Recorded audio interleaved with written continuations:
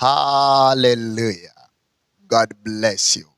Naitwa Prophet Zili Kana. Nimekuwa nikijifunza mambo kadha wa kadha kupitia Roho Mtakatifu. Na hili ni miongoni mwa yale ambayo nimejifunza. Biblia inasema katika kitabu cha Isaya, ile sura ya 7 mstari wa 14. Kwa hiyo Bwana naye atawapa ishara.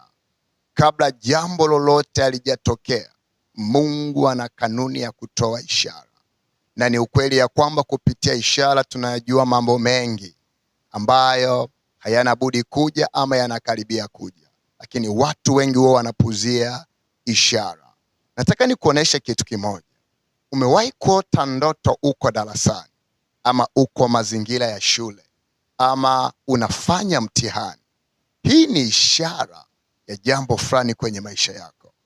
Watu wengi ambao wanapitia ndoto za kuota wakiwa darasani, wanafanya mitihani migumu, wanafanya mitihani na muda hautoshi, wana struggle, wako kwenye mazingira ya zamani kule waliwahi kusomea, hawakuwahi kujua nini maana ya hii ndoto. Namba moja, ni ndoto ambayo inamaanisha kwamba unapaswa kujazwa maarifa, unapaswa kujaza uwezo, unapaswa kujaza ufahamu. Kama unafanya biashara, kuna kiwango cha uelewa kwenye hiyo biashara hauna.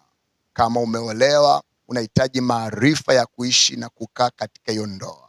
Kama unaendesha kampuni na ukaota ndoto uko shule, manake kuna kiwango cha ufahamu bado hauna. Unahitaji maarifa, unahitaji kujifunza.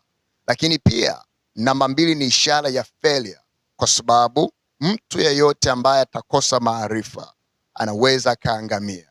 Maandiko yanasema watu wangu wanaangamizwa kwa kukosa maarifa, na maarifa yanapatikana kwa njia ya kujifunza. Kwa hiyo ukiota ndoto uko shule na ukapuuza kuyapata maarifa, ni rahisi sana kuangamia. Ni rahisi sana kurudi nyuma.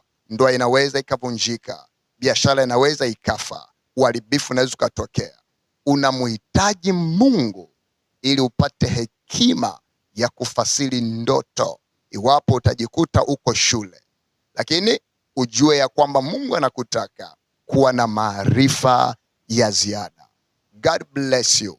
Ufanikiwe siku zote.